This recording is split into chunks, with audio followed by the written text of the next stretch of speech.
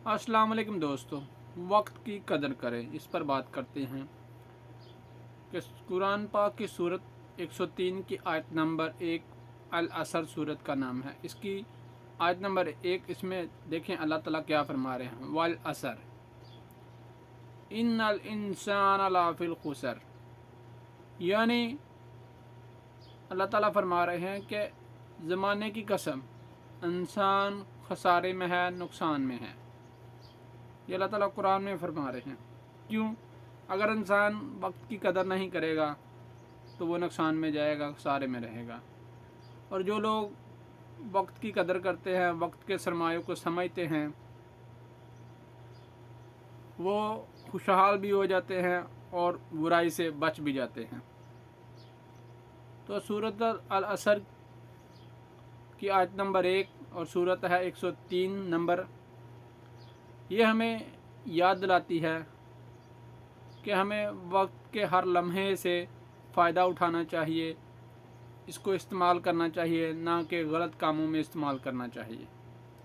मतलब वक्त को ज़ाया नहीं करना चाहिए। इंसान ये जो ज़मीन पर आया है, ये इसके लिए एक सरमाया है जिसको हम नासमझी में ज़ाया कर रहे हैं। ये इसका एक एक लम्हा अल्लाह ताला फरमा रहे हैं कि इंसान के लिए ज़रूरी है कि वो नेक अमाल करे। यहाँ हम बसने नहीं आए, यहाँ हम वक्त गुजारने आए। हमारा ये एक इम्तिहान का पीरियड है जो हम गुजार रहे हैं। अगर हम इसको ज़ाया करेंगे तो हम अपने इम्तिहान में फ़ेल हो जाएंगे।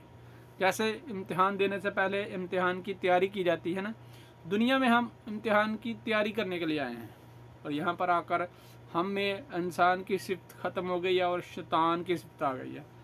हसद, मुनाफ़क़त, बुग़्ज़, ये सब शैतान की सिफ्तें हैं जो इंसान ने अपना ली हुई हैं, जो इंसान अपने अंदर दाखिल कर चुका है। एक दूसरे को बर्दाश्त करना हम में नहीं रहा।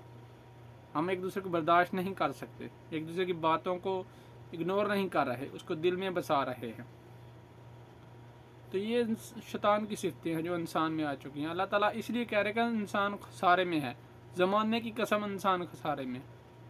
क्यों ऐसा कह रहे हैं कि इंसान इधर आया हुआ है, आया नेक अमाल करने के लिए, उल्टा बुराइयां करता है और दूसरा के हसद बुग़्ज़ करता है। दूसरे जो अपने जैसे इंसान है वो भी यहाँ पर इम्तिहान के लिए आए हुए हैं, हम भी इम्तिहान के लिए आए हुए हैं इस दुनिया में। तो वो अपने इम्तिहान की तैयारी करें, हम अपने इम्तिहान की तैयारी करें, तो किसी से कोई लेना देना नहीं होगा। लेकिन हम एक दूसरे की लाइफ में इंटरफेरेंस करते हैं, तकलीफ़ देते हैं और मज़े लेते हैं। मज़ा नेक करके हमें लेना चाहिए। अल्लाह हाफ़िज़। टाइम